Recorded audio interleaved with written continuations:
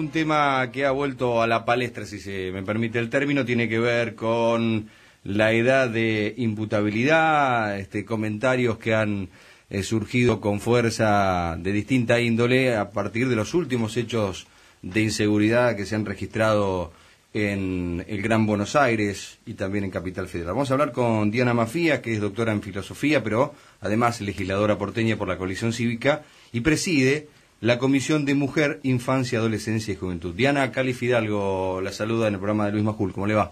¿Qué tal? Buenas tardes, ¿cómo estás? Bueno, han surgido voces distintas sobre la edad de imputabilidad.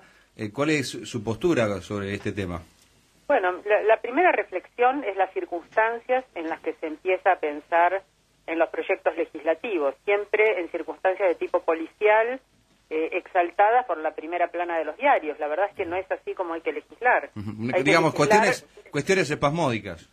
Exactamente, y además en un clima de exaltación de la inseguridad, en un clima donde se están difundiendo sistemáticamente matanzas irracionales, o sea, modos de inseguridad en los que la gente no sabe qué conductas puede tener para defenderse. Muchas veces en circunstancias asociadas con personas menores de edad, muchas veces en circunstancias asociadas con el consumo de drogas.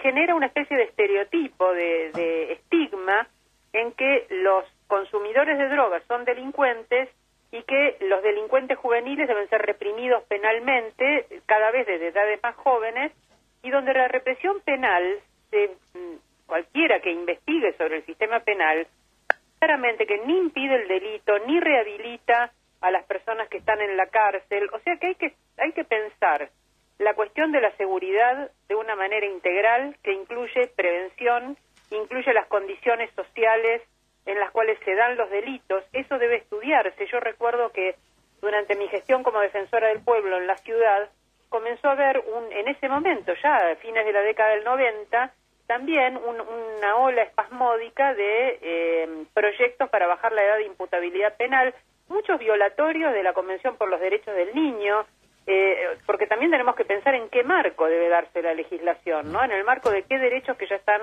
consagrados. Y en estos proyectos hablaban de los crímenes producidos por adolescentes, de modo que todo adolescente, sobre todo si era un adolescente pobre de las orillas de las ciudades, ya era un sujeto peligroso. El sujeto peligroso se construye. Cuando empezamos a investigar estadísticas, vimos que la relación entre delito, edad, consumo de drogas no era lo que se estaba promoviendo periodísticamente. Entonces, se puede magnificar o se puede poner en su relación sociológica real cuál es la relación entre los menores de edad, el delito, las condiciones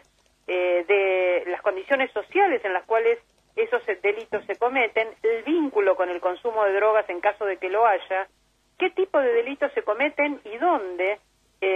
Los delitos son diferentes en los distintos barrios.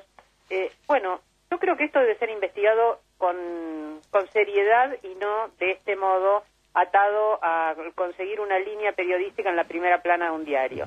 Ahora, dicho esto, en términos generales, toda la seguridad además debe ser pensada porque si uno analiza la población carcelaria en la provincia de Buenos Aires es altamente reincidente, es decir, que las personas que van presas salen libres y vuelven a cometer delitos porque no hay condiciones sociales que las reciban para otros proyectos de vida. Pero además, y esto me parece mucho más grave para cuando se está pensando en bajar la edad de imputabilidad penal, el 70% de la población carcelaria proviene de hogares de menores.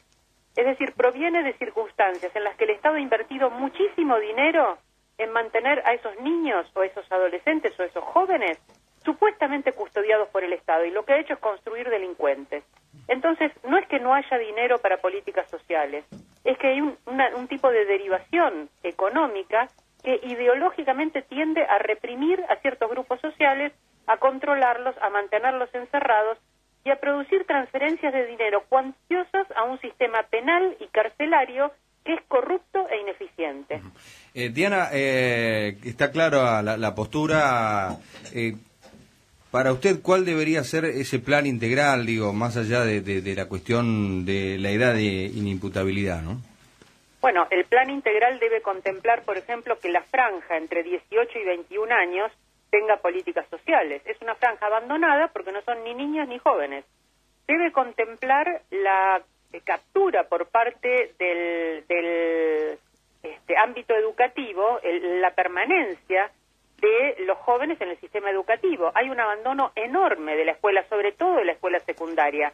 Hay un porcentaje muy alto de jóvenes que no estudian ni trabajan.